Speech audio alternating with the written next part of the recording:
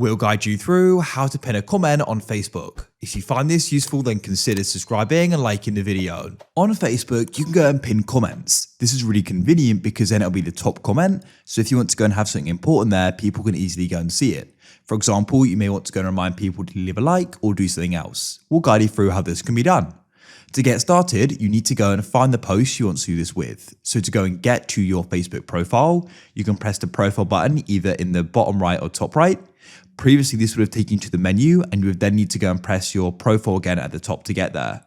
Alternatively, on the homepage, you can go to the left of what's on your mind, press your profile icon, and that'll bring you to your profile as well.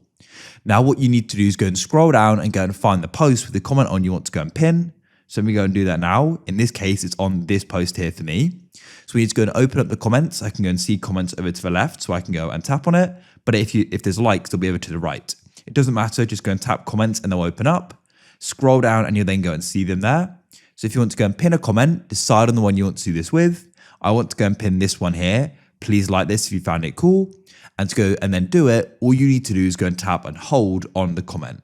You then go and get a pop-up and you find the option for pin comment. You can go and tap there and it will go and load. And as you can see, it's now been pinned and it's right at the top.